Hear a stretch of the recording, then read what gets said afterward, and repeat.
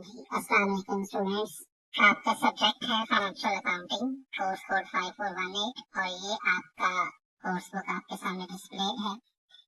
हम इसी course book के हर यूनिट को रिव्यू करते जाएंगे और इम्पोर्टेंट कॉन्सेप्ट्स पर आपको एक्सप्लेन करूंगा। आप अपने साथ अपनी नोटबुक वगैरह रख लें क्योंकि ये एक न्यूमेरिकल नेचर के सब्जेक्ट है। साथ साथ इम्पोर्टेंट चीजें आपने हाईलाइट करनी है और नोट करनी है। याद रहे जैसे एआईयू के बाकी सब्जेक्ट के 9 यूनिट्स या 9 चैप्टर होते हैं, इस सब्जेक्ट के भी 9 यूनिट्स हैं जिनको हमने रीड आउट करना है। तो सबसे पहले जो पहला यूनिट है उसको अभी हम देखेंगे, which is about accounting in business. Business में अकाउंटिंग की कैसे एप्लीकेशन होती है। याद रहे इससे पहले अगर आपने प्रिंसिपल्स ऑफ अकाउंटिंग का सब्जेक्ट पढ़ा है या आपने अकाउंटिंग की गो थ्रू नहीं की तो इवन देन ये फर्स्ट यूनिट जो है ये आपके अकाउंटिंग बेसिक कॉन्सेप्ट्स को बिल्ड। तो अगर आप बिल्कुल नहीं है अकाउंटिंग की शोबे में तो तब भी आपके लिए यूजफुल होगा। तो सबसे पहले जी हम बात करते हैं अकाउंटिंग है क्या, कि इस को हम अकाउंटिंग कहते हैं। तो अकाउंटिंग की बेसिकली डेफिनेशन है जी, accounting is a process of recording, classifying, summarising and interpreting the business transactions which can be measured in financial terms with the objective to promote financial and administrative discipline in business। कि business के अंदर financial administrative discipline को develop करने के लिए और financial information को अपने पास समराइज करने के लिए अकाउंटिंग का प्रोसेस चलाया जाता है, जिसमें हम क्या करते हैं, जितनी ट्रांजैक्शन है, जो माली लेन देन के हमारे मामला हैं, जिसमें हम पेमेंट्स कर रहे हैं या पेमेंट रिसीव कर रहे हैं या एसेट बाय कर रहे हैं या एसेट बेच रहे हैं, उसको रिकॉर्ड किया जाता है अकाउंटिंग बुक्स के अंदर। फिर उसको क्वांटिफाई किया जाता है, ग्रुप्स बनाए जाते हैं, बना के समराइज करके ओनर्स को, मैनेजमेंट को रिपोर्ट किया जाता है।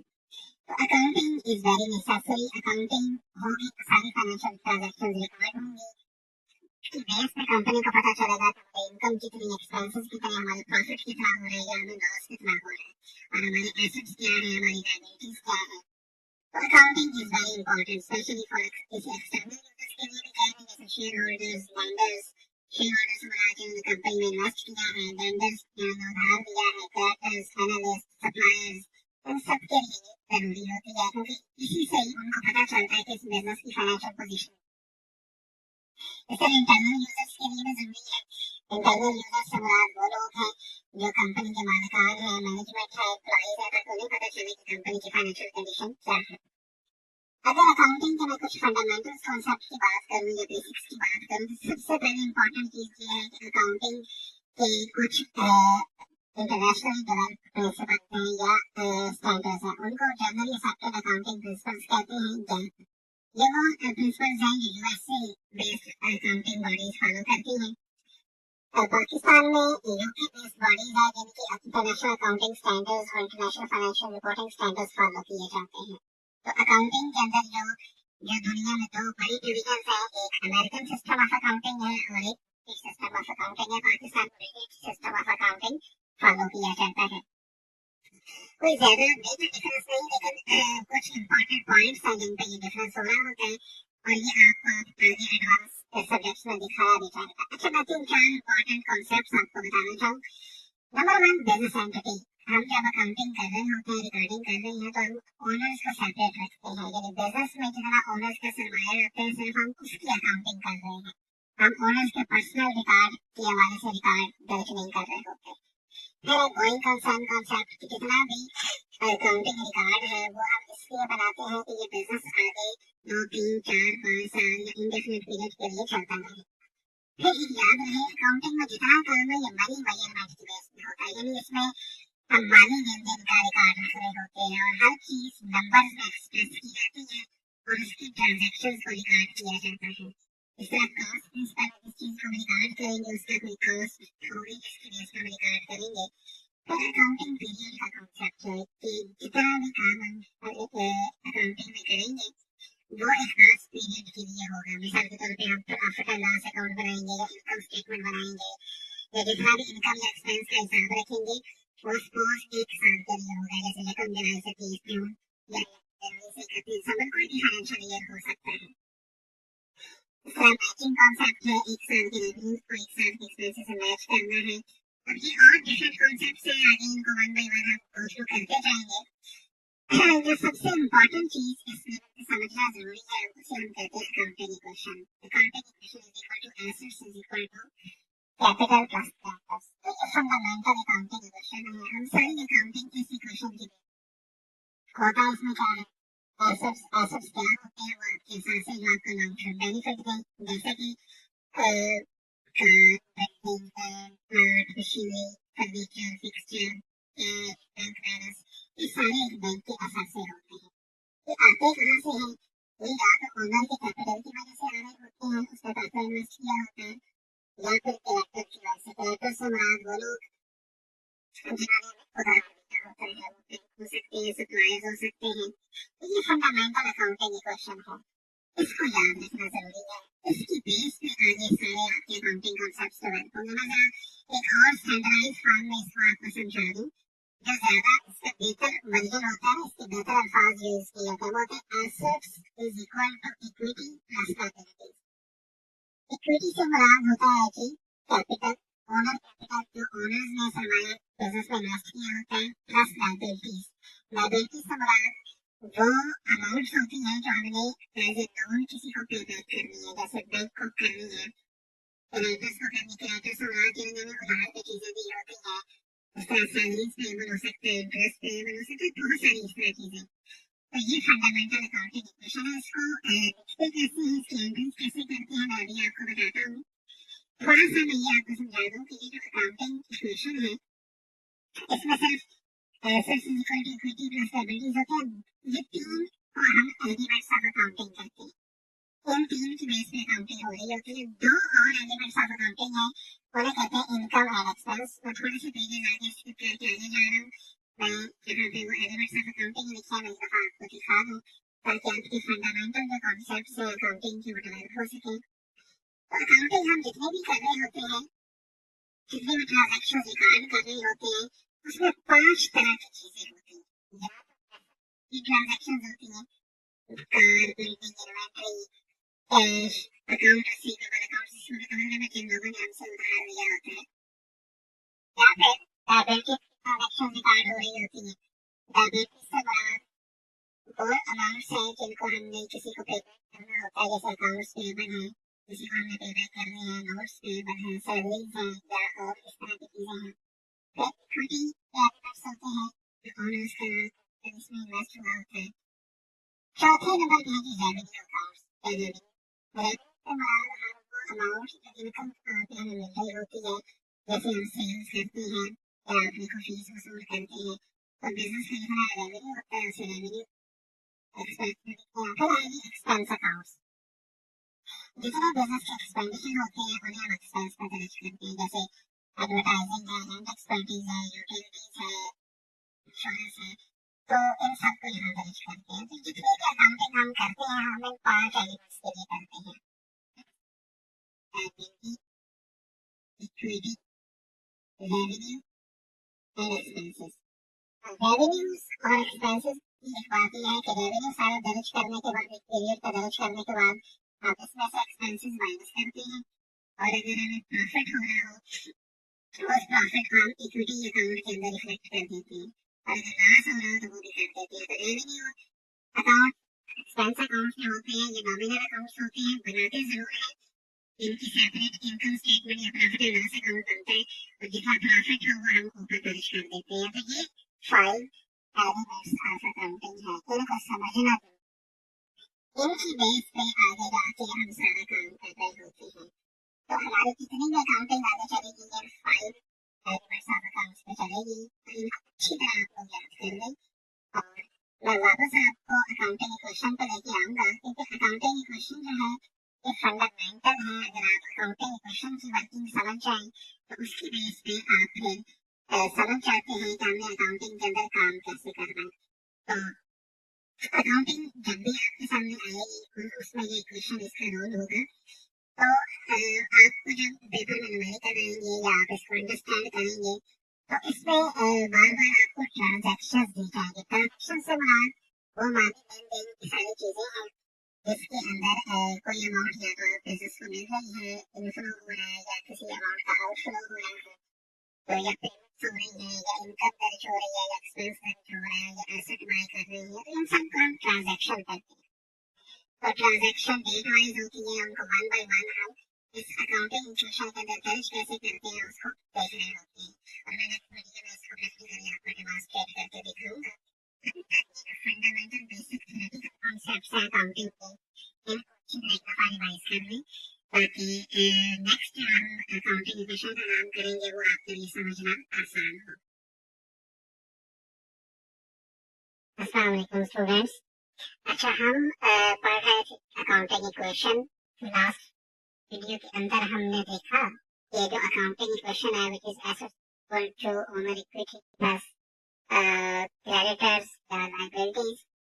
तो इस इक्वेशन को लास्ट वीडियो में देखा और हमने कहा कि जितनी अकाउंटिंग हम रिकॉर्ड कर रहे होते हैं डिफरेंट ट्रांजैक्शंस, इसके मेन फ्रेमवर्क में कर रहे होते हैं। अभी हम जरा प्रैक्टिस करके हम देखते हैं कि कैसे इस इक्वेशन के अंदर डिफरेंट अमाउंट्स को हम इफेक्ट करते हैं। तो पेज 8 और 9 पे आगे जो प्रॉब्लम 1.1 दिया हुआ है, हम इसमें देखते हैं ट्रांजैक्शन। अब ये ट्रांजैक्शन नंबर 1 है, investment by owner. Now Mr. Arshad started business of merchandise trading on January 21, 2020 with a capital investment of rupees 5 lakh. 5 lakh की उसने इन्वेस्टमेंट। तो हमने इस ट्रांजैक्शन को अकाउंटिंग इक्वेशन में कैसे रिफ्लेक्ट करना है? पहले तो इसी तरह assets is equal to equity plus liabilities की इक्वेशन लिखेंगे। कैसे लिखेंगे? एक हम इस तरह का टेबल बना लेंगे। एसेट्स का एक टॉप कॉलम है, फिर इक्विटी प्लस लायबिलिटी। अब एसेट्स के नीचे क्या लिखेंगे? कौन सा एसेट आया सबसे पहले? कैश का, कि 5 लाख रुपए से बिजनेस स्टार्ट हुआ है, कैश। अच्छा, अब सबसे पहले इस साइड पे हम लिखेंगे ओपनिंग बैलेंस। ओपनिंग बैलेंस क्या है? इस बंदे ने बिजनेस शुरू किस अमाउंट से किया है? 5 लाख।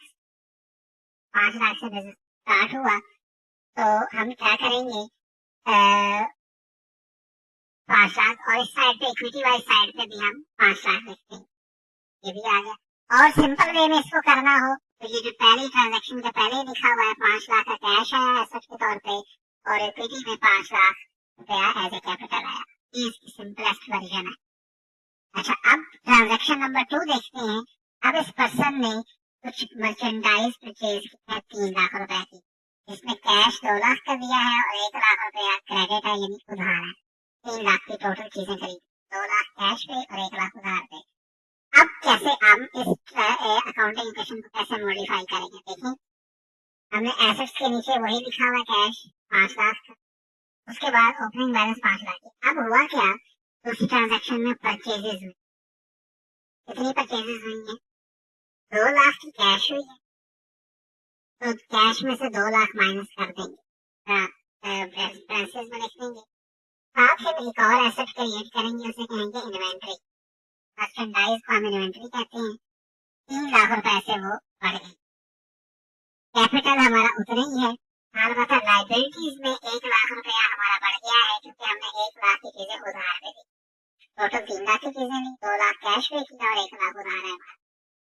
तो लायबिलिटीज के अंदर ये अमाउंट आ जाएंगी। इनकी अगर हम बैलेंस क्लोज करेंगे तो कैश हमारा 2 लाख से कम होकर 3 लाख रह जाएगा। इन्वेंट्री हमारी 3 लाख की होगी जो पहले नहीं थी, अब आ गई।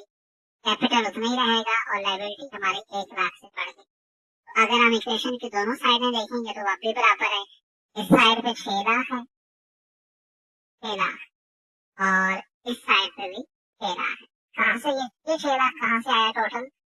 ये कैश का 3 लाख और इन्वेंट्री का 3 लाख, इनका टोटल किया तो यहाँ कैसे 6 लाख आया? 5 लाख और 1 लाख का 3 लाख। इस तरह अकाउंटिंग इक्वेशन हमेशा बराबर रहती है। अब नंबर 3 ट्रांजैक्शन देखते हैं। इस बिजनेस में कोई कंप्यूटर परचेज किया 50,000 का कैश। कैसे लिखेंगे? एसेट्स वाली साइड में हम लिखेंगे कैश, जो पहले 3 लाख का रह गया। अब 3 लाख में से परचेज ऑफ कंप्यूटर करेंगे तो 50,000 का और कैश कम हो जाएगा। इन्वेंट्री उतनी रहेगी, इसमें कोई चेंज नहीं।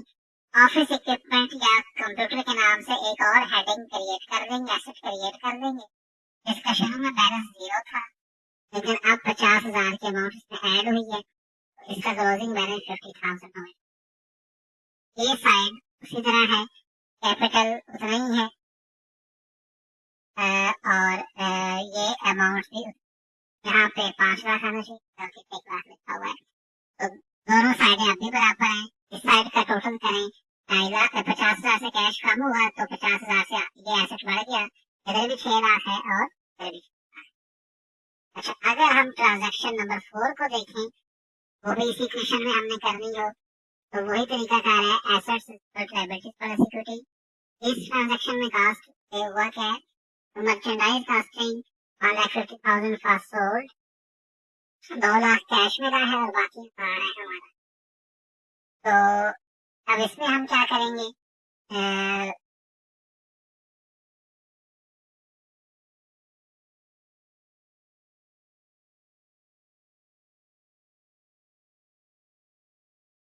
एक मर्चेंडाइज है जो 1,50,000 कास्ट करती थी और 2 लाख पे वो कैश में बिकी है, यानी 50,000 का हमारा प्रॉफिट है। लेकिन इसको हम लिखेंगे कैसे, कैश बिजनेस में इतना था, ओपनिंग बैलेंस 2,50,000 का, अब हमारी सेल हुई है 2 लाख की, तो वो इसमें ऐड हो जाएगा, तो टोटल कैश बन जाएगा 4,50,000।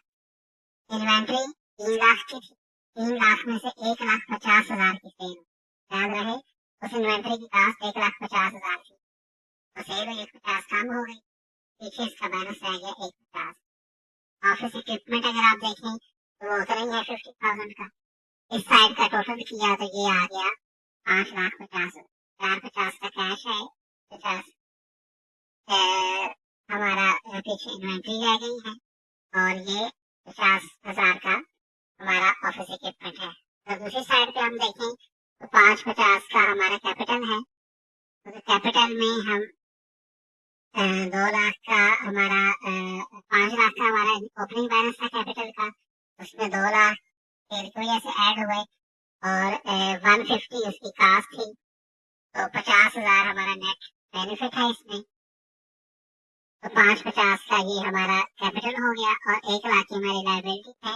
एक्चुअली ये 6,50,000 होना चाहिए था, 5,50,000 गलती से लिखा हुआ है। 6,50,000 इक्वेशन की साइड पे और 6,50,000 इक्वेशन।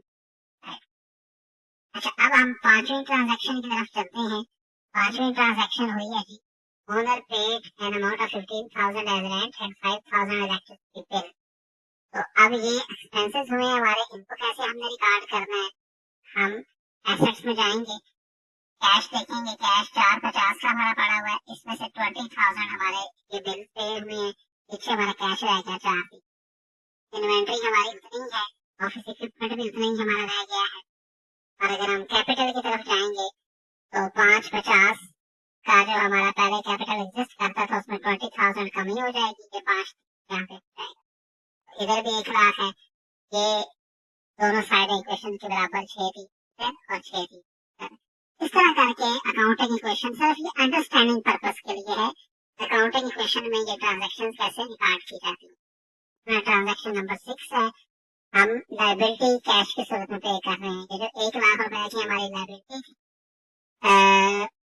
उसमें से 50,000 हमने अभी पे की।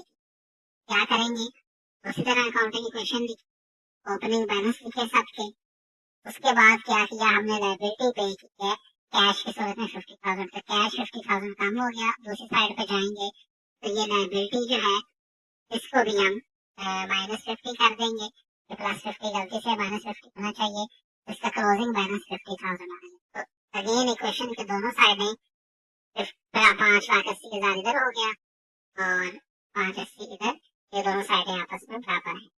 इसमें ट्रांजेक्शन नंबर 7 अगर हम देखते हैं, कैश ओनर ने विड्रा किया है, तो क्या करेंगे, टेबल्स बनाएंगे। कैश का ओपनिंग बैलेंस 380 लिखा जो पीछे था, उसमें 8,000 की ड्राइंग्स है, ओनर ने कैश वापस लिया तो 372 का पीछे कैश रह गया। बाकी और कैपिटल में भी 8,000 माइनस कर देंगे क्योंकि उसने कैश वापस लिया है, तो दोनों साइडों पे 5,72,000 की इक्वेशन बराबर हो गई। अब इन सारी ट्रांजेक्शन को एक समराइज वे में एक चार्ट के अंदर भी प्रेजेंट किया जा सकता है, बजाय कि अलग अलग टेबल बनाए। तो पहली ट्रांजेक्शन लिखी, उसको लिखा इस तरह करके, फिर आप रेवेन्यू और एक्सपेंसेस का भी यहाँ पे कॉलम ऐड कर सकते हैं, ड्राइंग का भी कर सकते हैं। याद रहे ड्राइंग का कॉलम नेगेटिव में होगा, रेवेन्यू का कॉलम प्लस में होगा, एक्सपेंसेस नेगेटिव में। इस तरह करके आप ऐड करके अकाउंटिंग इक्वेशन को यहाँ इस तरह डेवलप कर सकते हैं समराइज वे में। मकसद आपको सिखाना सिर्फ ये था कि जब एक चीज एसेट में बढ़ती है या कम होती है तो उसके दूसरी साइड में भी इफेक्ट पड़ता है इक्विटी पे और कैपिटल। तो इसको साथ साथ हम रिकॉर्ड करते रहते हैं और अल्टीमेटली हमारी अकाउंटिंग इक्वेशन जो है ये दोनों साइडों पे बराबर है। यानी एक बिजनेस में जितने एसेट्स होते हैं वो हमारे इक्विटी प्लस लायबिलिटीज के टोटल करने से बराबर हो। इसी तरह एक फाइनेंशियल स्टेटमेंट्स का ये कॉन्सेप्ट है। हम अकाउंटिंग के अंदर ये जो काम कर रहे होते हैं इसकी बेस पे फाइनेंशियल स्टेटमेंट्स बनाते हैं। एक बनाते हैं इनकम स्टेटमेंट, इसमें रेवेन्यू में से एक्सपेंसेस माइनस करके जितना प्रॉफिट होता है वो लिख देते हैं, तो प्रॉफिट एंड लॉस अकाउंट भी कहते हैं। फिर स्टेटमेंट ऑफ ओनर इक्विटी होती है, ओनर की इक्विटी में जो चेंजेस आ रही होती है, जितना इन्वेस्टमेंट उसमें की जो चेंजेस आ रही है वो लिख। फिर बैलेंस शीट होती है जिसमें आपने एसेट्स लायबिलिटीज और इक्विटी देंगे। जो ओनर ये जो अकाउंटिंग इक्वेशन वाली सारी चीजें हैं वो बैलेंस शीट में लिखी जाती है। और चौथी स्टेटमेंट होती है कैश फ्लो स्टेटमेंट, बिजनेस में जितना कैश इनफ्लो आ रहा है और जितना आउटफ्लो हो रहा है उसको लिखते हैं। अभी आगे इन पे हम काम करेंगे, मैं इनके पैटर्न सिर्फ आपको दिखा देता हूँ। इनकम स्टेटमेंट इस तरह की होती है, अभी हम इसको बनाएंगे। रेवेन्यूज में से एक्सपेंसेस माइनस किए जाते हैं। ओनर इक्विटी स्टेटमेंट इस तरह की है, कैपिटल में जो ऐड चीजें हों वो लिखी जाती है, नेट इनकम और ड्राइंग्स माइनस की जाती हैं। और इस तरह बैलेंस शीट इस तरह की होती है। एसेट्स लिखे जाते हैं, कैश, इन्वेंटरी, ऑफिस इक्विपमेंट और लायबिलिटी एडिंग। तो ये सिर्फ अभी आपको दिखाने के लिए था। अभी हम मजीद। अस्सलाम वालेकुम स्टूडेंट्स, आपका सब्जेक्ट है फाइनेंशियल अकाउंटिंग और आपकी कोर्स बुक आपके सामने डिस्प्लेड है। इससे पहले 2 वीडियो लेक्चर्स में हम बात कर चुके हैं कि फाइनेंशियल अकाउंटिंग है क्या, इसके अंदर कौन से प्रिंसिपल्स होते हैं। फिर हमने बात की अकाउंटिंग इक्वेशन क्या होती है और उसमें किस तरह different asset is equal to liabilities plus owner equity में ट्रांजैक्शंस अफेक्ट की जाती हैं।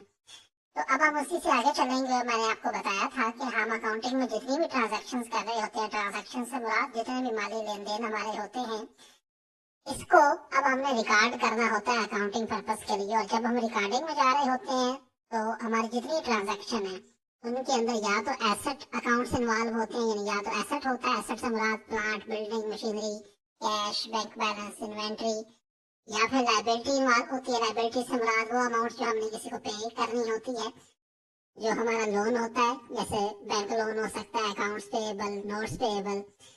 इक्विटी अकाउंट्स होते हैं जो ओनर का सरमाया होता है, वो इसमें इन्वेस्टेड हो सकता है। और फिर 2 अकाउंट्स हैं, इनमें से एक रेवेन्यू अकाउंट। रेवेन्यू अकाउंट से मुराद वो अमाउंट जो हमें सेल ऑफ गुड्स के जरिए एज ए इनकम वसूल हो रही होती है। और फिर एक्सपेंस अकाउंट, हमारे बिजनेस के जितने एक्सपेंस हो रहे होते हैं वो एक्सपेंस के डिफरेंट एस्पेक्ट्स में दर्ज किए जाते हैं। तो अब प्रैक्टिकल एक एग्जांपल करते हैं और मैं आपको बताता हूँ कि अकाउंटिंग के अंदर जब हम ट्रांजैक्शंस को रिकॉर्ड करते हैं तो उसका वे ऑफ वर्किंग क्या होता है। उसके लिए सबसे जरूरी चीज ये है कि ट्रांजैक्शंस को एनालाइज करना होता है। एनालाइज करने के लिए एक जो रूल बुक है हमारे अकाउंटिंग में फॉलो की जाती, वो है डेबिट और क्रेडिट की। डेबिट और क्रेडिट सिर्फ क्या मुराद है? डेबिट एंड क्रेडिट सिर्फ 2 कॉलम होते हैं जिनके अंदर ट्रांजैक्शन के इफेक्ट्स रिकॉर्ड किए जाते हैं। कैसे? मिसाल के तौर पे अगर कोई एसेट के हवाले से ट्रांजैक्शन आ गई है तो देखना ये है क्या एसेट इंक्रीज हो रहा है। अगर इंक्रीज हो रहा है तो उसे हम डेबिट कर देते हैं। इसी तरह अगर एसेट डिक्रीज हो रहा है तो उसे क्रेडिट कर देते हैं। फिर लायबिलिटी अगर ट्रांजैक्शन के अंदर कोई आ गई है, मिसाल के तौर पर बैंक लोन है या अकाउंट्स पेएबल या नोट्स पेएबल, कुछ भी ऐसा जिसमें हमने किसी के पैसे देने हों, तो अगर वो इंक्रीज हो रहे हों तो उनको क्रेडिट कर देते हैं और अगर वो डिक्रीज हो रहे हों तो उनको डेबिट कर देंगे। इस तरह इक्विटी अकाउंट्स के हवाले से जो ओनर इक्विटी है, अगर ओनर अपना बिजनेस में सरमाया बढ़ा रहा हो, इंक्रीज कर रहा हो तो उसे क्रेडिट करते हैं और अगर वो डिक्रीज कर रहा हो तो उसे हम डेबिट कर देते हैं। इस तरह रेवेन्यू अकाउंट्स हैं, अगर हमारा रेवेन्यू बढ़ रहा हो, सेल बढ़ रही हो तो उसे हम क्रेडिट के कॉलम में लिखते हैं और अगर वो कम हो रही हो रेवेन्यू तो उस सूरत में हम उसे डेबिट करते हैं। इस तरह एक्सपेंस अकाउंट है, अगर हमारा बिजनेस का एक्सपेंस बढ़ रहा हो तो उसे डेबिट साइड कॉलम में लिखते हैं और अगर ये कम हो रहा हो, डिक्रीज हो रहा हो तो उसे क्रेडिट लिखते हैं। ये जो इस टेबल के अंदर रूल्स बने हुए हैं, rules of debit and credit, जो आपके लिए बहुत जरूरी है। आप अपनी नोटबुक ले लें और इसे एक दफा अपने पास ये टेबल बना रहे हैं उसको अच्छी तरह याद कर दें। अगर ये rules of debit and credit आपको अच्छी तरह आ गए, कि एसेट, लायबिलिटी, इक्विटी, रेवेन्यू और एक्सपेंस कम हो या ज्यादा हो, उसे डेबिट करना है या क्रेडिट करना है, तो आपके लिए अकाउंटिंग बिल्कुल आसान हो जाएगी। अब मैं प्रैक्टिकल एग्जांपल आपको कराता हूँ कि जिसके अंदर हम इन ट्रांजैक्शंस को प्रैक्टिकली रिकॉर्ड करेंगे और मैं आपको साथ साथ दिखाता जाऊंगा कि rules of debit and credit apply कैसे होते हैं। तो सबसे पहले ये प्रॉब्लम है 1.3, इसके अंदर आते हैं। यहाँ पे ट्रांजैक्शंस दी हुई हैं और इनको हमने रिकॉर्ड करना है। ये कुछ ट्रांजैक्शंस हैं और पेज 18 पे आगे उनका सोल्यूशन दिया हुआ है। जो सोल्यूशन है वो ट्रांजैक्शन जर्नल में रिकॉर्ड हो रही है। जर्नल से मुराद वो फर्स्ट बुक ऑफ एंट्री है जिसमें अकाउंटिंग में हम ट्रांजैक्शंस रिकॉर्ड करते हैं। इसके नॉर्मली 5 कॉलम होते हैं। पहले कॉलम में डेट लिखी जाती है या ट्रांजैक्शन का सीरियल नंबर, दूसरे में पर्टिकुलर ऑफ अकाउंट्स लिखे जाते हैं, जो ट्रांजैक्शन होती है वो लिखी जाती है। फिर एक लेजर फोलियो का कॉलम होता है, फिलहाल आप इसे ब्लैंक ही समझे। उसके बाद डेबिट का कॉलम होता है और फिर आखिरी कॉलम होता है क्रेडिट का। तो अब हम बारी बारी ट्रांजैक्शंस पढ़ते जाते हैं और मैं आपको बताता जाता हूँ कि कैसे डेबिट और क्रेडिट की एंट्रीज हमने करनी है। तो सबसे पहले जो हमारी ट्रांजैक्शन है, invested ₹6,50,000 in business by mister Ali. Owner जो है उसने बिजनेस में 6,50,000 रुपया इन्वेस्ट किया। तो अब जब भी कोई ट्रांजैक्शन देखें उसके डबल इफेक्ट सोचें, डुअल इफेक्ट आपने सोचने हैं। तो पहला इफेक्ट तो ये आया कि बिजनेस में कैश आ गया और कैश बिजनेस के लिए होता है एसेट, तो इसे क्या कर दिया, 6,50,000 से हमने डेबिट कर दिया। दूसरा इफेक्ट क्या है, अली कैपिटल अकाउंट। तो ओनर की जो इक्विटी है, इक्विटी भी बढ़ रही है और पिछले rules of debit and credit में आपने पढ़ा जब ओनर इक्विटी बढ़ रही हो तो उसे क्रेडिट कर दिया। इसी तरह हर ट्रांजैक्शन, जितनी भी ट्रांजैक्शन हम पढ़ते जाएंगे या हम डेट लिखते जाएंगे और साथ एक चीज को हम डेबिट करेंगे और दूसरे को क्रेडिट करेंगे। तो साथ साथ आपको मैं दिखाता जाता हूँ ये सारी चीजें। अच्छा, अगर हम दूसरी ट्रांजैक्शन की तरफ जाते हैं, जो सेकंड ट्रांजैक्शन है वो है जी इस बिजनेस ने पर मर्चेंडाइज परचेज की 4,20,000 की, जिसमें कैश पे किया 2,50,000 और 30 दिन के उधार पे बाकी अमाउंट रखी और कैरेज एक्सपेंस 3,000 का पड़ा, यानी वो जो ट्रक वाला माल लेके आया उसे 3,000 का हमने किराया दिया, ये कैरेज एक्सपेंस हुआ। तो सबसे पहले डेट देखी 4 फरवरी की, उसके बाद जी जब मर्चेंडाइज परचेज की तो उसके लिए बनता है इन्वेंट्री अकाउंट। तो इन्वेंट्री अकाउंट डेबिट हो गया, 4,20,000 की हमने चीजें खरीदी। इन्वेंट्री हमारा एसेट है, बढ़ रहा है तो डेबिट करेंगे। अच्छा, दूसरी तरफ हमने कैश पे किया है 2,50,000, तो कैश अकाउंट क्रेडिट हो जाएगा 2,50,000 से, क्योंकि अब कैश में या एसेट में कमी हो रही है तो वो क्रेडिट होगा। साथ और क्या चीज होगी, क्योंकि 2,50 तो कैश है, बाकी 1,70 हमारा उधार है। तो उधार जब भी बढ़ेगा यानी लायबिलिटीज जब भी बढ़ेंगी उसे अकाउंट्स पेएबल के नाम से हमने लिखा और 1,70,000 से वो अमाउंट क्रेडिट हो गई। तो आप देख रहे हैं 4,20 डेबिट है और इसका टोटल भी करें ये भी 4,20 बनता है। तो डेबिट और क्रेडिट साइड हमेशा बराबर होती है किसी भी एक एंट्री के अंदर। नेक्स्ट एंट्रीज करते हैं तो मजीद चीजें आपके लिए क्लियर होंगी। अगर हाँ जी, 5 फरवरी की है, purchase office furniture for 60,000 and computer for 70,000 on cash. तो नेक्स्ट एंट्री अगर हम देखते हैं 5 तारीख की, फर्नीचर अकाउंट डेबिट है 60,000 से, क्योंकि फर्नीचर बिजनेस का एसेट है, बढ़ रहा है तो डेबिट होगा। कंप्यूटर अकाउंट भी डेबिट है 70,000 से, ये भी एसेट है, बढ़ रहा है तो डेबिट होगा। क्रेडिट क्या होगा, कैश अकाउंट, क्योंकि कैश हमने पे किया है 1,30,000। अगर आप ट्रांजेक्शन ध्यान से पढ़े तो उसमें पेमेंट ऑफ कैश की बात की गई है। तो हमारा एसेट कम हो रहा है 31 से और ये दो एसेट बढ़ रहे हैं। तो इसी तरह आप देख रहे हैं डेबिट और क्रेडिट साइड बराबर है। अच्छा, एक इफेक्ट जो कैरेज का है वो जरा पिछली एंट्री में था, मैं आपको दिखा दूं। कैरेज एक्सपेंस हमारा आया था 3,000 रुपया पिछली ट्रांजेक्शन में, वो डेबिट, और हमने ये कैश के जरिए पे किया तो ये 3,000 रुपया क्रेडिट में आपको शो हो रहा है। इस तरह करके हमें सारी एंट्रीज रिकॉर्ड करते जाना। ये जो एंट्रीज यहाँ पे दी हुई है, इस तरह 6 तारीख की एंट्री है जी, रेंट ऑफिस एक्सपेंडिचर 30,000 पे किया, फिर ऑफिस सप्लाईज ऑन कैश पे की 7 तारीख को 8,000 की। तो इन दोनों ट्रांजेक्शन को हम देखते हैं जी, ट्रांजेक्शन की नरेशन पड़ी। अब 6 तारीख को हमने रेंट एक्सपेंस डेबिट किया, आपको मैंने बताया था rules of debit and credit में जब भी एक्सपेंस पड़ेगा तो डेबिट होगा 30,000 से, और कैश हमने पे किया है रेंट के लिए, तो ये हमारा एसेट है जो कम हो रहा है तो क्रेडिट करेंगे। इस तरह सप्लाईज अकाउंट है, सप्लाईज परचेज की जी, ऑफिस सप्लाईज 8,000 की, ऑफिस सप्लाईज डेबिट होंगी क्योंकि ये एसेट नेचर की है, और कैश अकाउंट हमारा क्रेडिट होगा क्योंकि हमारा एसेट कम हो रहा है 8,000 से, कैश कम हो रहा है। तो आप देख रहे हैं एक साइड पे एसेट बढ़ रहा होता है, दूसरी साइड पे हम कैश या बैंक के जरिए पे कर रहे होते हैं। तो आपने सिर्फ ये देखना है कि हर ट्रांजैक्शन के एक तो डबल इफेक्ट है, और दूसरा अमाउंट जितनी डेबिट में आ रही है उतनी ही टोटल में क्रेडिट में जानी चाहिए। टोटल डेबिट और क्रेडिट का हमेशा बराबर होता है। अच्छा, नेक्स्ट ट्रांजैक्शन की तरफ चलते हैं। सोल्ड मर्चेंडाइज टू मिस्टर सुभान costing 3 lakh at the price of 3,80,000। जो हमने चीजें खरीदी थी इन्वेंट्री में 3 लाख की, जिनकी कास्ट थी 380 की, हमने बेच दी और 280 हमें कैश में मिला और बाकी उधार है अभी।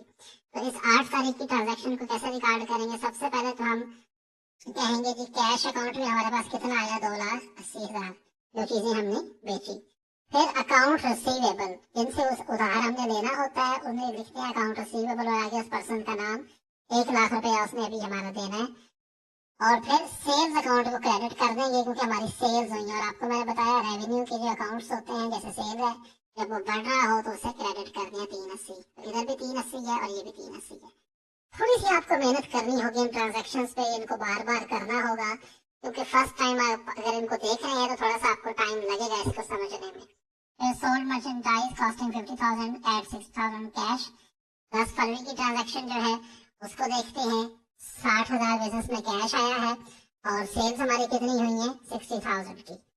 अच्छा, एक चीज आप देख लें, दोनों साइडें इसकी बराबर है। हर ट्रांजैक्शन को एनालाइज कर रहे हैं कि इसमें कैश आ रहा है या कैश जा रहा है, किस नेचर की ट्रांजैक्शन है, क्या इसमें एसेट है, लायबिलिटी है, एक्सपेंस है, इनकम है। जिस नेचर की ट्रांजैक्शन है उसे देखें और दूसरे नंबर पे देखें क्या उसमें कमी हो रही है या इजाफा हो रहा है। तो अगर कमी या इजाफे को rules of debit and credit के मुताबिक आपने दर्ज करना है। अच्छा, एक बीच में ये चीज है, cost of goods sold account को हमने डेबिट किया पिछली ट्रांजैक्शन में क्योंकि 3 लाख की चीजें थी, उन्हें डेबिट कर दिया। और इन्वेंट्री अकाउंट भी हमारा 3 लाख से कम हो गया, 3 लाख की इन्वेंट्री हमने सेल कर दी। तो इस ट्रांजैक्शन में भी कास्ट ऑफ गुड्स सोल्ड को 50,000 से डेबिट करेंगे और इन्वेंट्री अकाउंट 50 से क्रेडिट। 50 से मुराद ये कि जो चीजें खरीदी हुई 50 की थी और बेची अभी हमने 60,000 की है। इस तरह 12 फरवरी की ट्रांजैक्शन देखें, एडवर्टाइजमेंट एक्सपेंस पेश किया गया है 5,000 का, तो एक्सपेंस है, बढ़ रहा है, डेबिट करेंगे। और पे कैसे किया है, कैश के जरिए, तो कैश अकाउंट को क्रेडिट करेंगे। इस तरह 15 फरवरी में सैलरी एक्सपेंस अकाउंट है, सैलरीज पे की 12,000 की और पे की कैश के जरिए, तो कैश हमारा 12,000 से कम हो गया। इस तरह इलेक्ट्रिसिटी एक्सपेंस अकाउंट है, 18 फरवरी में 4,560 रुपए का बिजली का बिल आया, वो पे किया, तो एक्सपेंस बढ़ रहा है, डेबिट होगा, और पे किया कैश के जरिए। अस्सलाम वालेकुम स्टूडेंट्स।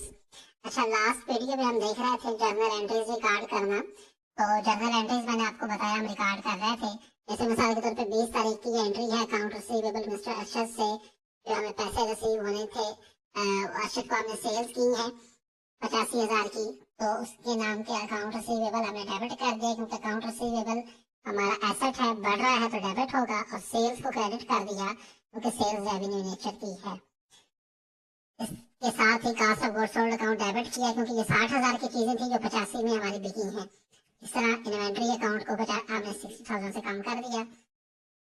अच्छा, फिर इन्वेंट्री अकाउंट हम डेबिट कर रहे हैं, हमने 1,50,000 की चीजें खरीदी हैं और इन्वेंट्री पेएबल शयान कारपोरेशन को हमने ये उधार उनका देना है, तो पेएबल के नाम से आ जाएगा। अच्छा, ये ट्रांजैक्शन पीछे लिखी हुई है, मैं अभी तो सिर्फ आपको यहाँ से समझा रहा था।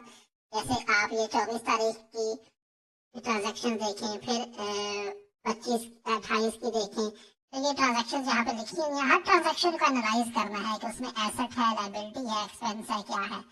जैसे 24 तारीख की ट्रांजैक्शन है कि 50,000 रुपया हमें रिसीव हो गया है मिस्टर सुभान से, तो कैश अकाउंट को डेबिट कर दिया और क्रेडिट कर दिया अकाउंट रिसीवेबल मिस्टर सुभान 50,000 से। अब उसका वो जो हमारे जिम्मे आ रहे थे डेटर्स या अकाउंट रिसीवेबल, उनमें अब कमी हो गई है क्योंकि उन्होंने कैश दे दिया। 28 तारीख की ट्रांजैक्शन है जी, ओनर ने बिजनेस से कुछ सरमाया निकाला है, तो उस अकाउंट को हम कहते हैं ड्राइंग अकाउंट। जब ओनर अपना अकाउंट पैसे निकालता है 30,000 से डेबिट हो जाएगा। ड्राइंग अकाउंट कैपिटल नेचर का होता है, कैपिटल में कमी हो तो डेबिट होगा। और इस तरह कैश अकाउंट है वो 30,000 से क्रेडिट होगा क्योंकि कैश में कमी हो रही है। 29 फरवरी को देखेंगे, कैश अकाउंट हमारा 10,000 से बढ़ रहा है क्योंकि हमें रेंटल इनकम आई है और इनकम जब भी आएगी या इनकम में इजाफा होगा तो वो क्रेडिट होगी। अच्छा, ये जर्नल में ट्रांजेक्शन हमने रिकॉर्ड कर दी। अब नेक्स्ट स्टेप अकाउंटिंग में क्या होता है कि जब जर्नल में एंट्रीज आपने रिकॉर्ड कर दी नेक्स्ट स्टेप है अब इनका लेजर बनाना है। लेजर किस तरह बनेगा मैं आपको फॉर्मेट दिखाता हूँ, लेकिन वो इस डाटा की बेस पे बनेगा जो जर्नल में ट्रांजैक्शंस रिकॉर्ड की हैं। कैसे बनेगा मैं फॉर्मेट दिखाता हूँ। उन्हें कहते हैं लेजर अकाउंट्स। लेजर अकाउंट्स कैसे बनते हैं, जितने भी अकाउंट्स यहाँ पे मेंशन होते हैं, जैसे कैश अकाउंट है, इन्वेंट्री अकाउंट है, कैरेज अकाउंट है, फर्नीचर अकाउंट है, ये जितने भी अकाउंट है इन सब के आगे सेपरेट अकाउंट बनाए जाते हैं अलग अलग। जैसे ये कैश अकाउंट है, टाइटल इसका देंगे, इधर लिखी होगी डेट, इधर लिखे होंगे पर्टिकुलर्स, इधर लिखा होगा फोलियो और अमाउंट। ये इसकी डेबिट साइड है, ये वाली साइड डेबिट साइड है, ये वाली साइड जो है ये डेबिट साइड है, और ये वाली साइड इसकी क्रेडिट साइड है, क्रेडिट साइड। तो जितना इसमें कैश में डेबिट हो रहा है वो ट्रांजैक्शन इस साइड पे आएंगी, और जितनी क्रेडिट हो रही है वो इस साइड पे आएंगी। पता कैसे चलेगा, हम जर्नल की ट्रांजैक्शंस को सामने रखेंगे। मिसाल के तौर पे कैश की पहली ट्रांजैक्शन है 1 फरवरी की, कैश डेबिट हो रहा है 650 से, तो हम क्या करेंगे, कैश जब लेजर बना रहे होंगे 1 फरवरी साइड पे लिखेंगे, ये अली कैपिटल अकाउंट है 650 से वो अमाउंट डेबिट हो रही है वो यहाँ पे लिखेंगे। उसके बाद जी 4 फरवरी की ट्रांजैक्शन है पीछे लिखी हुई जर्नल में, इन्वेंट्री अकाउंट क्रेडिट हो रहा है 50,000 से, क्योंकि हमने इन्वेंट्री पे खरीदी तो 50,000 से कैश अकाउंट क्रेडिट हो रहा है। 4 फरवरी में कैरेज एक्सपेंस पे कर रहे 3,000 का, तो कैश जा रहा है। तो जितनी दफा भी कैश क्रेडिट हुआ है वो हम इस अकाउंट की इस साइड पे लिखते जाएंगे, इस साइड पे। और जर्नल की ट्रांजेक्शन में से देखेंगे इस साइड पे उसको लिखते जाएंगे डेट वाइज, जितनी ट्रांजेक्शन है पीछे दी हुई है। और जब जब कैश डेबिट हुआ है वो इस साइड पे हम लिखते जाएंगे, जैसे सेल्स हो रही हैं, और जब जब कैश में इजाफा हो रहा है, रेंटल इनकम की वजह से हो रहा है, अकाउंट रिसीवेबल की वजह से हो रहा है, सेल्स की वजह से हो रहा है, वो इधर लिखते जाएंगे। एंड पे क्या करेंगे, दोनों साइडों का टोटल कर देंगे। अगर इस साइड पे आप देखें 10,50,000 बन रहा है, तो कैश की अमूमन डेबिट साइड बड़ी होती है, तो 10,50 बन रहा है। इधर 10,50 से कुछ रकम कम है, जितनी रकम कम है उसे क्लोजिंग बैलेंस के तौर पे लिख देंगे। ये देखिए 5,70,440, तो ये वाली साइड इतनी कम थी, इसमें फिर बैलेंसिंग फिगर हमने डाली 5,70,440। अब इस क्लोजिंग बैलेंस का हम क्या करेंगे मैं भी आपको थोड़ी देर में बताता हूँ। अच्छा, फिर इसी तरह अली कैपिटल अकाउंट आ जाएगा जी, अली का कैपिटल अकाउंट एक ओपन करेंगे।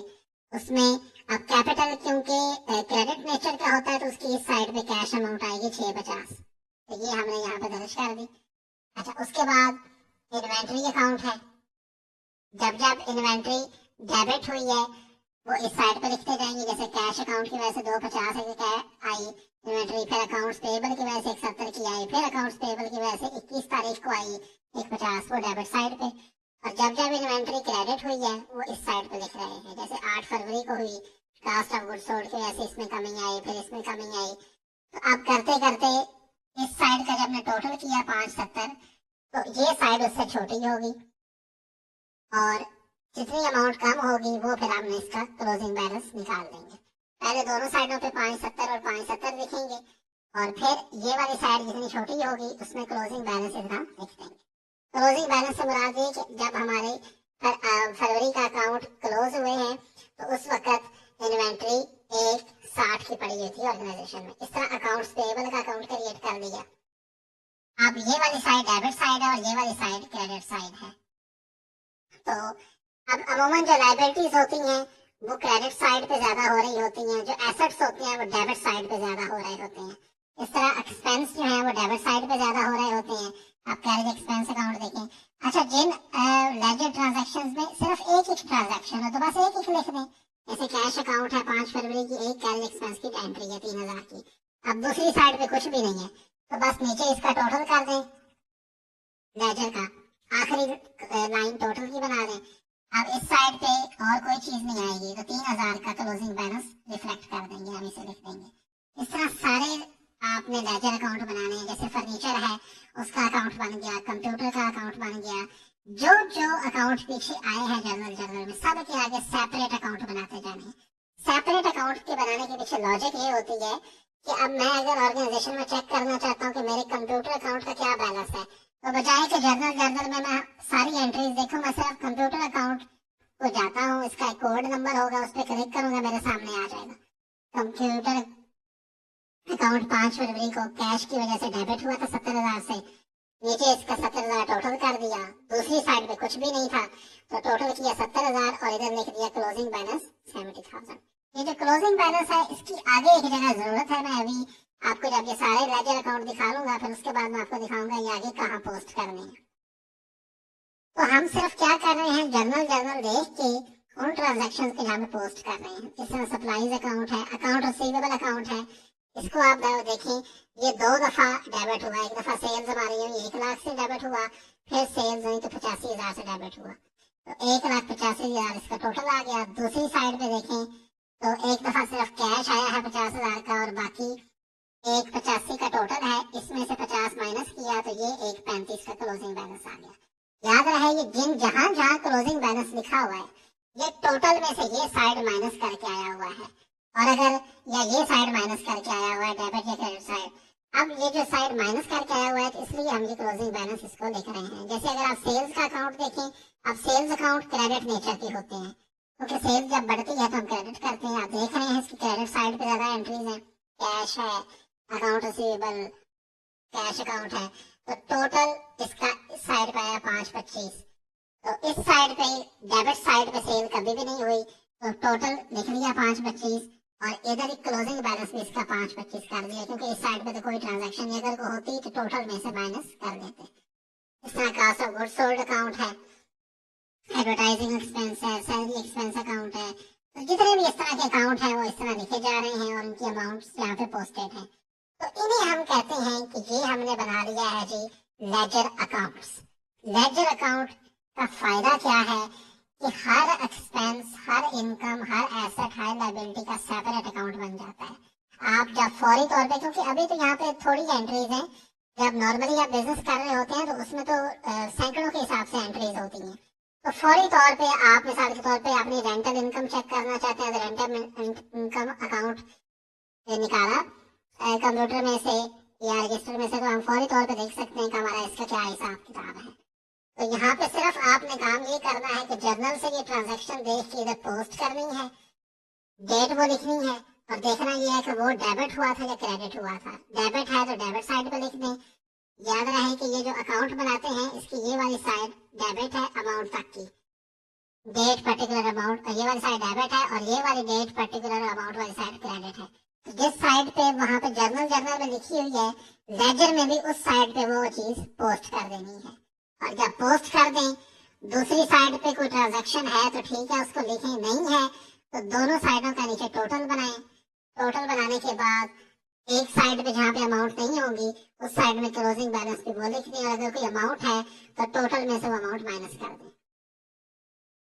तो इस तरह करके हमने ये सारे जी बना लिए। याद रहे जितने जर्नल जर्नल के अंदर नाम आ रहे हैं अकाउंट्स के उतने हमने लेजर अकाउंट्स बनाने होते हैं।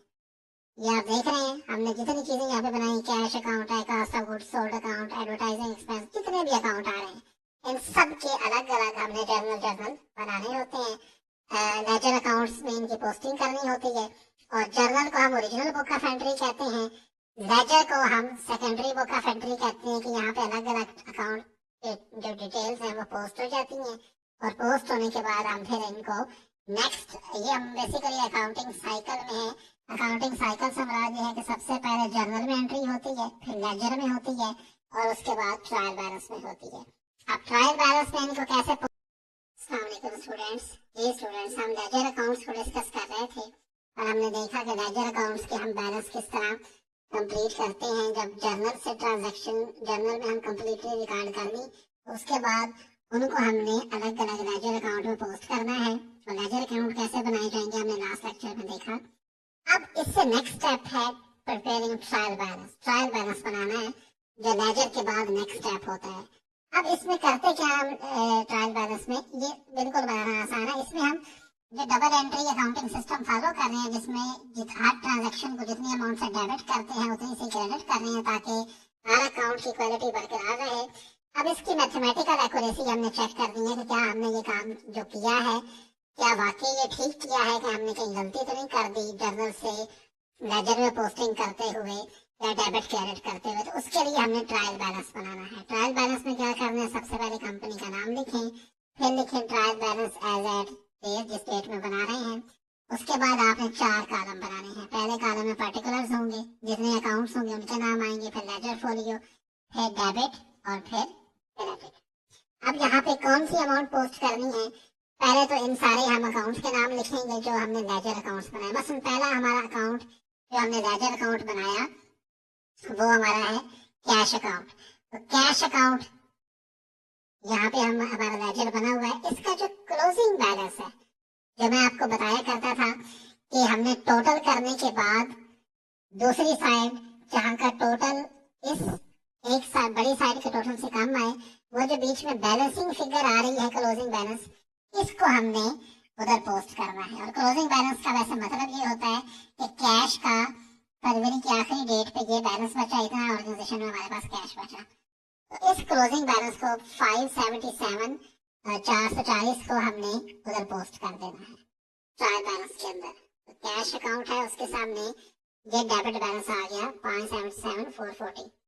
उसके बाद अली कैपिटल अकाउंट है, अली कैपिटल अकाउंट बनाया। और आपको पता है कैपिटल अकाउंट की नेचर या ओनर इक्विटी के अकाउंट की नेचर जो होती है वो क्रेडिट नेचर होती है, क्योंकि जब ये बढ़े तो उसे क्रेडिट करते हैं, और ये आ गया 650 का।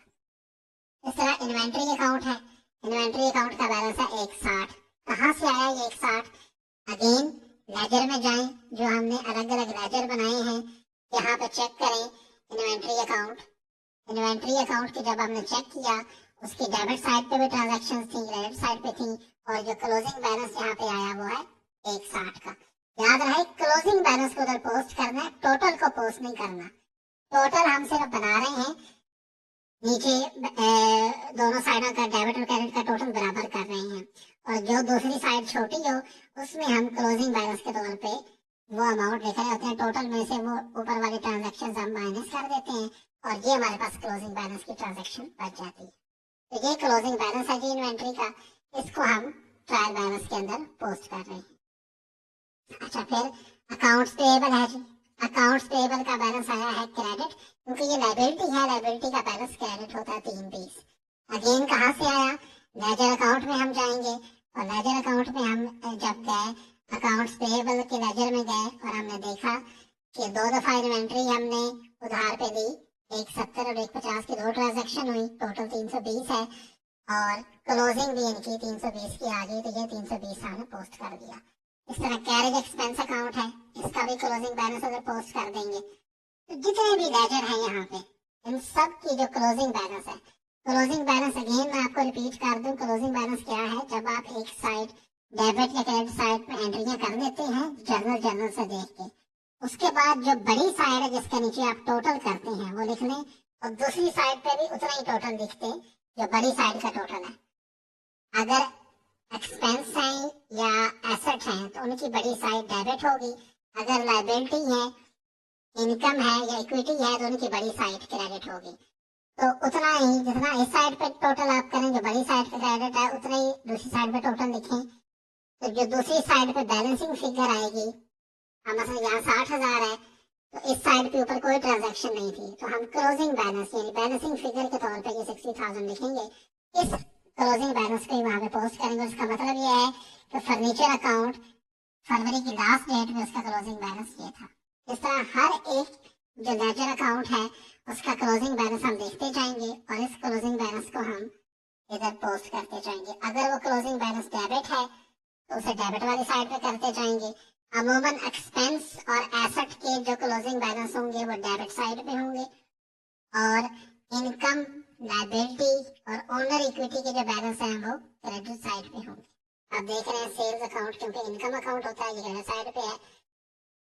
इस तरह अकाउंट्स रेंटल इनकम अकाउंट, ये भी इनकम अकाउंट है। अकाउंट रिसीवेबल, ये वो अमाउंट है जो हमने लोगों से रिसीव करनी है, 135 है। बाकी जितने एक्सपेंस अकाउंट है आप देख रहे हैं वो भी डेबिट साइड पे। ड्राइंग अकाउंट आप देखिए, ड्राइंग वो अकाउंट है जो ओनर अपना पैसा हमसे वापस ले रहा है, तो ये डेबिट साइड पे। अब आप जब इसका टोटल करेंगे डेबिट और क्रेडिट का, तो ये दोनों बराबर आने चाहिए। अगर ट्रायल बैलेंस में डेबिट और क्रेडिट साइड आपस में बराबर आ रही है तो इसका मतलब है कि आपने जितना काम किया है वो मैथमेटिकली करेक्ट है, आपने जर्नल भी बिल्कुल ठीक बनाया है, आपने लेजर भी बिल्कुल ठीक बनाए हैं, और आपने ट्रायल बैलेंस भी बिल्कुल ठीक बनाया है। अच्छा, अब इससे नेक्स्ट स्टेप पे जाएं। तो अब जब ट्रायल बैलेंस हमने बना लिया, अब इससे अगली स्टेज क्या है? अगली स्टेज है जी फाइनेंशियल स्टेटमेंट्स बनानी। फाइनेंशियल स्टेटमेंट से मुराद ये वो स्टेटमेंट्स हैं जो आप अपने शेयर होल्डर के लिए, स्टेक होल्डर्स के लिए, मैनेजमेंट के लिए, ओनर्स के लिए बना के रिलीज करती हैं ताकि पता चले कि आपका प्रॉफिट कितना था और एसेट कितनी है। तो सबसे पहले जो फाइनेंशियल स्टेटमेंट होती है उसका नाम है इनकम स्टेटमेंट। इसे प्रॉफिट एंड लॉस अकाउंट भी कहते हैं। सबसे पहले आप कंपनी का नाम लिखें, फिर लिखें income statement for the month. अच्छा, इसके बनाने का फॉर्मेट ये है कि सबसे पहले रेवेन्यू लिखते हैं। रेवेन्यू से मुराद सेल्स। तो 5/25 की हमारी सेल्स है। अगेन ट्रायल बैलेंस में से देखेंगे जो क्लोजिंग फिगर है, लेस करेंगे कास्ट ऑफ गुड्स सोल्ड 410 और उसके बाद आ जाएगी ग्रास इनकम। ग्रास इनकम में से जो बिजनेस के ऑपरेटिंग एक्सपेंस हैं वो माइनस होंगे, जैसे carriage, rent, salary expense, electricity, वो सारे माइनस होंगे। तो यहाँ पे आ जाएगी net operating income. Net operating income. अगर कोई और अदर इनकम है तो इसमें ऐड कर दे, जैसे यहाँ पे रेंटल इनकम थी, अगर कहीं पे नहीं है तो ना ऐड करें। तो ये आ जाएगी हमारी नेट इनकम 70,440। इस बिजनेस की फरवरी के दौरान नेट इनकम या नेट प्रॉफिट। तो याद रहे जब इनकम स्टेटमेंट बनानी है इसके अंदर एसेट लायबिलिटी का जिक्र नहीं करना। इसमें टॉप पे सेल्स लिखनी है या रेवेन्यू लिखना है, उसमें से cost of goods sold minus करें और फिर बाकी एक्सपेंसेस भी माइनस करते हैं। एंड पे आपके पास आ जाएगी नेट इनकम। ठीक है, तो ये आपका प्रॉफिट है इस मंथ का। एक और फाइनेंशियल स्टेटमेंट होती है, उसे कहते हैं ओनर इक्विटी स्टेटमेंट। ये बिल्कुल छोटी सी होती है। इसमें सिर्फ ये लिखना है कि ओनर ने बिजनेस में कितना पैसा इन्वेस्ट किया, 650, और हमारा मुनाफा कितना हुआ, 70,440। ये ऊपर हमने अभी नेट इनकम कैलकुलेट की, ये इसमें ऐड कर दें। ये आगे टोटल इक्विटी। और ओनर ने ड्राइंग्स कितनी की है, ड्राइंग से मुराद कितना सरमाया कारोबार से वापस लिया है, 30,000 का। तो क्लोजिंग बैलेंस ऑफ इक्विटी है जी 690,440। ये बस 5-6 लाइनों की ये स्टेटमेंट होती है। हमने इनकम स्टेटमेंट बना ली, ओनर इक्विटी स्टेटमेंट बनाई। अब उसके बाद है जी मोस्ट इंपॉर्टेंट स्टेटमेंट से कहते हैं बैलेंस शीट। यहाँ पे ऊपर कंपनी का नाम लिखा, बैलेंस शीट लिखी। अब ये ऐसा ही है जैसे आप अकाउंटिंग इक्वेशन बनाते हैं। इसकी इस साइड पे एसेट्स होते हैं, इस साइड पे लायबिलिटीज एंड इक्विटीज होती है। तो जितने एसेट्स के क्लोजिंग बैलेंस है ट्रायल बैलेंस में, ट्रायल बैलेंस के अंदर उनको यहाँ पे लिखते जाएं। जैसे कैश का ये है, अकाउंट्स रिसीवेबल का ये है, सप्लाईज ये है, जितने भी एसेट साइड है उसको यहाँ पे लिखा, उसका टोटल कर दिया 10,10,440। उसके बाद लायबिलिटीज साइड पे जितनी लायबिलिटीज हैं, जैसे अकाउंट्स पेएबल है वो लिख ली। फिर इक्विटी यानी ओनर इक्विटी, जो ओनर का सरमाया है, उसका क्लोजिंग बैलेंस कहाँ से आया, ये यहाँ से आया है ओनर इक्विटी स्टेटमेंट से। तो ये यहाँ पे लिख लिया। ये अकाउंट्स पेएबल कहाँ से आए, ये हमने ट्रायल बैलेंस से देख के लिखे। तो एसेट और लायबिलिटीज को ट्रायल बैलेंस से देख के लिख लिया। ओनर इक्विटी में क्योंकि हमने यहाँ पे प्रॉफिट ऐड कर दिया था और ड्राइंग्स माइनस कर दी, उसको यहाँ पे लिखें। तो आपकी जो बैलेंस शीट है उसकी एसेट साइड और लायबिलिटीज प्लस इक्विटी साइड बराबर होगी। अगर ये बराबर है तो उसका मतलब आप ठीक काम कर रहे हैं, आपकी एक्यूरेसी ठीक है। तो balance sheet is always equal. जैसे हम ट्रायल बैलेंस में देख रहे हैं उसकी दोनों साइडें इक्वल हैं, अकाउंटिंग इक्वेशन में देखते हैं उसकी दोनों साइडें इक्वल हैं, तो बैलेंस शीट में भी दोनों साइडें इक्वल होती हैं। याद रहे ये जो ऊपर इनकम स्टेटमेंट बनाई है इसमें दोनों साइडें ये इक्वल होना जरूरी नहीं, क्योंकि इसमें हम सेल्स में से एक्सपेंसेस माइनस कर रहे हैं। तो यहाँ पे नेट इनकम आएगी। नेट इनकम को आगे हम ओनर इक्विटी स्टेटमेंट के अंदर आगे रिपोर्ट करेंगे। तो ये आपके 3 फाइनेंशियल स्टेटमेंट्स बन गई हैं। ये इनका पैटर्न अच्छी तरह अपनी नोटबुक पे लिख लें और इसी पैटर्न पे आपने आगे बनानी है। आगे प्रैक्टिस क्वेश्चन लिखे हुए। अच्छा, एक स्टेटमेंट और है कैश फ्लो स्टेटमेंट। मैं अभी आपको ये नहीं करा रहा, थोड़ी सी ये कम्प्लेक्स है, इसको आगे हम किसी चैप्टर में जाके करेंगे। इसको फिलहाल आप यहाँ पे छोड़ दें। तो ये आपका फर्स्ट यूनिट कंप्लीट है जी, जिसके अंदर हमने अकाउंटिंग साइकिल के अंदर सबसे पहले देखा